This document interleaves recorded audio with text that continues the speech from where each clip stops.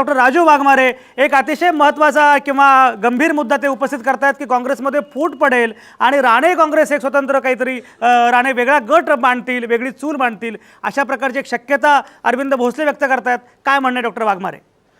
अहो संजयजी, शिवसेनेला जिंकल्यानंतर इतका उन्माद झालेला आहे की काँग्रेस पक्ष कसा चालवता आणि काँग्रेस पक्षामध्ये काय घडतंय याचं भाकीत शिवसेनेचे प्रवक्ते करायला लागलेले आहेत. याच्यावरून आपल्या लक्षात येईल, राणे साहेबांनी स्वतः स्पष्ट सांगितलं की पराभवाची जबाबदारी मी स्वतः घेतोय. त्यांनी पक्षातल्या कोणावरही खापर फोडलेलं नाहीये. काँग्रेस पक्षाचे एक ज्येष्ठ नेते आहेत. पक्ष त्यांच्या पाठीमागे यापूर्वीही उभा होता, आताही उभा आहे. आमचे प्रदेशाध्यक्ष म्हणाले की एवढ्याशा पराभवानी खचून जाणारे राणेंचं व्यक्तिमत्व नाहीये. त्याच्यामुळे या लोकांनी अशा वेगवेगळ्या कल्पना सो कॉल जर केल्या तर त्याच्यात लोकांना म्हणजे करमणुकीचा प्रकार आहे की शिवसेनेत राहून काँग्रेसमध्ये काय होणार आणि पुढचं भविष्य आम्ही काय सांगणार. अशा प्रकारचा शिवसेनेने व्यवसाय आपल्याकडे वेळ कमी. दुसरा शेवटचा सेगमेंट आहे हा. प्रकाश अकोलकर, मला एक सांगा, जर समजा नारायण राणे उभे नसते तर कदाचित शिवसेनेमध्ये काही अंतर्गत विरोध झाला असता किंवा काही ती चर्चा होती. तृप्ती सावंतांच्या उमेदवारीला सुद्धा काही विरोध होता, पण नारायण राणे जेव्हा उमेदवार ठरले तेव्हा मात्र शिवसेना एकसंध झाली. त्यामुळे नारायण राणेंच्या उमेदवारीचा शिवसेनेला फायदा झाला असं काही वाटतं का? नारायण राणेंच्या उमेदवारीचा शिवसेनेला फायदा होणं अगदी स्वाभाविकच होतं, कारण देसाई यांनी ज्या पद्धतीने सांगितलं त्याप्रमाणे सामान्य माणसाला राणे असोत की छगन भुजबळ असोत की पद्मसिंह पाटील असोत की आणखी कोणी असोत, यांनी गेल्या 2 दशकांमध्ये जी राज्यात अत्यंत सरंजामशाही आणि घराणेशाही ही सगळी जी राबवली त्याचा कमालीचा वीट आलेला होता. आणि त्यामुळेच त्यांनी भुजबळांपासून राण्यांपर्यंत सगळे मोहरे टिपून लोकसभेच्या वेळेला पाडले होते. तरीही कोणीही धडा घ्यायला तयार नाही. आणि पुन्हा पुन्हा ते वाघमारे की त्यांचं समर्थन करताय त्याचं मला आश्चर्य वाटतं. ते एका प्रकारे जी प्रवृत्ती राजकारणातनं नाहीशी व्हायला पाहिजे त्या प्रवृत्तीचं दहन झालं असं देसाईंचं म्हणणं होतं. त्याच्याकडे न जाता ते काहीतरी राणे हे फार थोर नेते आहेत असं सांगत आहेत. आणि राणे हे थोर आहेत का शिवसेना ही थोर आहे हा इथला मुद्दा नाही. समाजातली राजकारणातली एक अनिष्ट प्रवृत्ती एकूण 3 वेळेला लागोपाठ घराण्याचा पराभव करून जनतेने दाखवली. आणि राणे यांनी काँग्रेसनी उमेदवारी देऊन एका प्रकारे पायावर धोंडा पाडून घेतला. कारण राणे हे गद्दार शिवसैनिक अशी त्यांची संभावना बाळासाहेबांनी स्वतः 2005 पासून शेवटच्या क्षणापर्यंत केली होती. आणि सर्व शिवसैनिकांच्या मनात तो संताप खतखतत होता.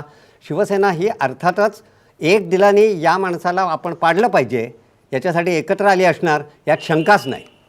हेमंत देसाई, मला एक सांगा, आत्ता या निवडणूक निकालाचा पुढे परिणाम काय होईल? आत्ता लगेच नवी मुंबई औरंगाबाद तर आहेच, पण मुंबई महापालिकेची निवडणूक आहे, काय परिणाम होईल, काय घडेल असं वाटतं?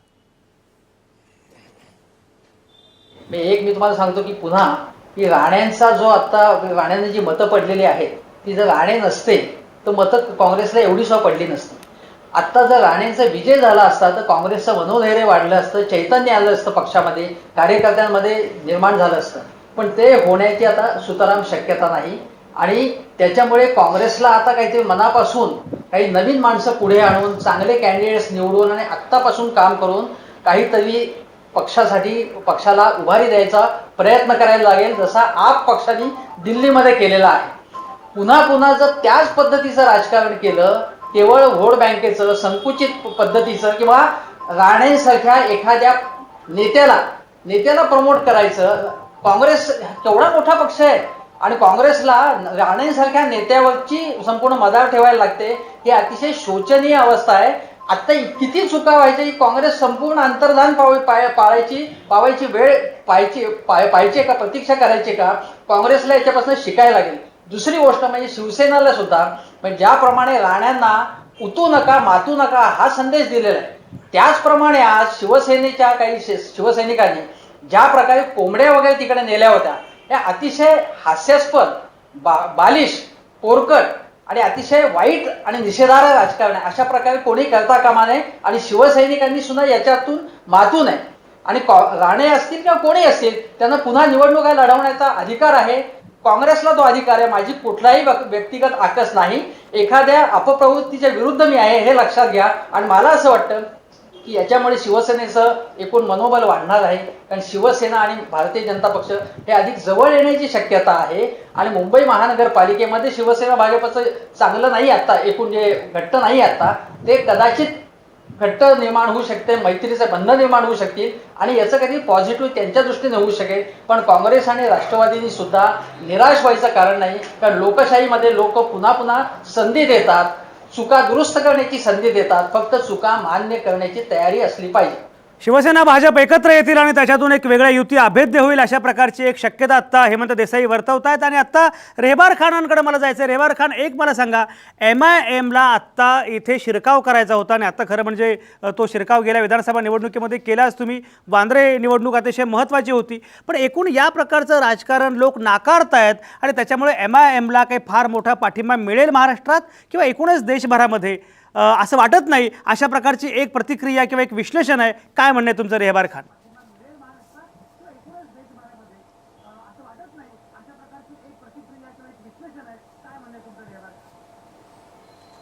नहीं, ऐसा कोई राजकारण और जो कोई ऐसी भाषा नहीं बोली गई थी. ये खाली एक मीडिया का फैलाया हुआ ये है. आप इलेक्शन कमीशन ने जो ये पूरा मॉनिटर किया था उसमें आप देख सकते हो. कोई हमने किसी को पोलराइज करने के लिए स्टेटमेंट्स नहीं दिया था, कुछ नहीं दिया था. हमारी पार्टी सबको, minorities, Dalits, under privilege section, ये सबके लिए काम करती है. पोलराइजेशन का तो आप 2-3 दिन से खुद देख रहे हो. शिवसेना के प्रवक्ता जो हम ये सामना के जो वो है संपादक संजय राउत 2-3 दिन से कंटिन्यूस एक ना एक स्टेटमेंट्स दे रहे हैं पोलराइजेशन करने के लिए. तो ये इनकी तरफ से होता है और आप फिर मीडिया वाले आते हो तो हमको जवाब देना पड़ता है. वैसे हम हमारी तरफ से कुछ भी ऐसी बात नहीं करते हैं, ना पूरे ये इलेक्शन में कुछ हमने ऐसा कहा जिससे कोई चीज पोलराइजेशन की तरफ जाए. हमारा काम था इलेक्शन लड़ना. हमने हमारा काम बताया पार्टी को, हमने हमारी जिस तरीके से आगे काम करना है वो बताया और उस तरीके से हमने वोट मांगा. हाँ, हेमंत देसाई बोला. हेमंत देसाई बोला. हाँ, खान साहब, मैं आपको एक मेरा क्वेश्चन है, सवाल है आपसे कि आपने अभी बताया कि शिवसेना की क्या गलती हुई, नारायण राणे ने क्या किया, कांग्रेस ने क्या, राष्ट्रवादी ने क्या किया. आपकी कुछ गलतियां नहीं हुई? आपकी वोट्स इतने कम कैसे हुए इतने कम दिनों में? क्या हुआ है? आप कुछ अपना रिव्यू नहीं करेंगे? रेहबार खान, तुमचं काही चुकलंच नाही का? काय म्हणतात हेमंत देसाई? काय उत्तर आहे? रिव्यू तो हम लोग कर रहे हैं. मैं एक शख्स वो हूं जो गलत. मी सांगतो साहेब. आता हे आहे की 2014चा जब इलेक्शन झाला होता त्यावेळी त्याचं अभी तक हम लोग ने 5 महीना पूरा मैंने काम किया वहां पर. 450-500 आंख के ऑपरेशंस कराया हूं, कैटरेक्ट ऑपरेशंस, 55 हार्ट ऑपरेशन कराया हूं. डेली मेरा लोग वहां पर जाके फॉगिंग करते थे स्वाइन फ्लू के लिए, डेंगू के लिए, मलेरिया के लिए. मेरा काम, I was the only person, मैं एक अकेला आदमी था जो बैंड्रा ईस्ट में काम मेरा चलता था. आप जाके लोगों से पूछ भी सकते हो वहां पर. लेकिन ये जो तरीके से प्रचार हुआ, ये लोग ने दुर्प्रचार किया, अफवाहें फैलाई, स्लम पॉकेट्स और मिडिल क्लास को एकदम थ्रेटन किया गया. SRA स्कीम्स वहां चलती है, बिल्डर खुद बैठ के कांग्रेस के लोगों के लिए, मैं बिल्डर्स के नाम दे सकता हूं.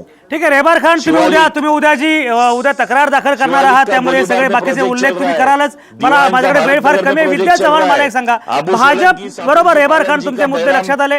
विद्या चव्हाण मला एक सांगा, भाजप शिवसेना आता एकत्र येण्याची प्रक्रिया जास्त गतिमान होईल अशा प्रकारचं निरीक्षण आणि विश्लेषण केलं हेमंत देसाईंनी.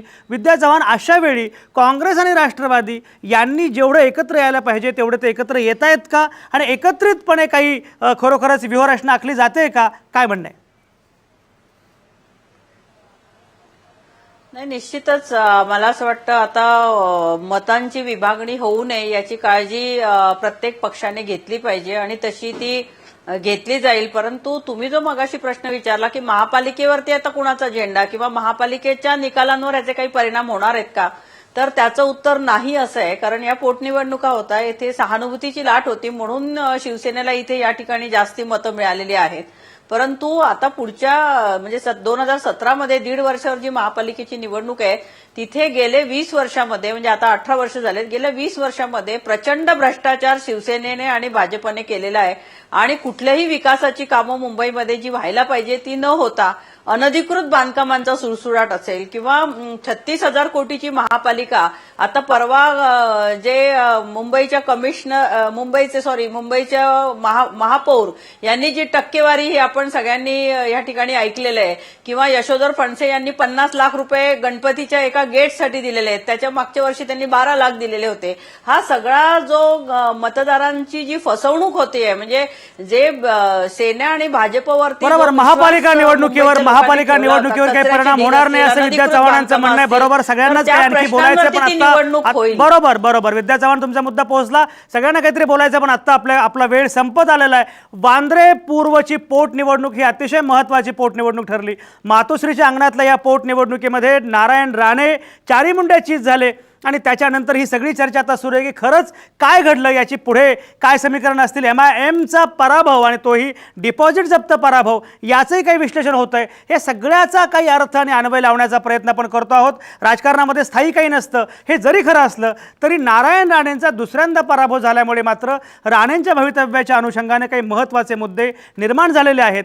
आणि त्याचवेळी काँग्रेसला जे मगाशी हेमंत देसाई म्हणाले की काँग्रेसला चैतन्य मिळण्याची एक संधी होती, शक्यता होती, पण ती शक्यता किंवा ती संधी आता गेलेली आहे. अशावेळी एकूण काँग्रेसचं काय होणार, राष्ट्रवादीचं काय होणार. आणि एक महत्त्वाचा मुद्दा जो पुढे आलेला आहे की भाजप शिवसेना हे या निवडणुकीच्या निमित्तानं एकत्र आले. कदाचित आपण एकत्र येणं हेच आपलं प्राक्तन आहे, ती आपली अपरिहार्यता आहे. हे जर या दोन्ही पक्षांना समजलं तर युती कदाचित अभेद्य होईल आणि त्यातून काँग्रेस राष्ट्रवादीसमोर अनेक आव्हानंसुद्धा उभी राहतील. असे अनेक मुद्दे या चर्चेमध्ये खरं तर आहे. प्रत्येकाची आपली मतं आहेत, प्रत्येकाची आपली कहाणी आणि प्रत्येकाचं आपलं विश्लेषण आहे, पण मतदारांनी आपल्या पद्धतीने हा सगळा कौल दिलेला आहे.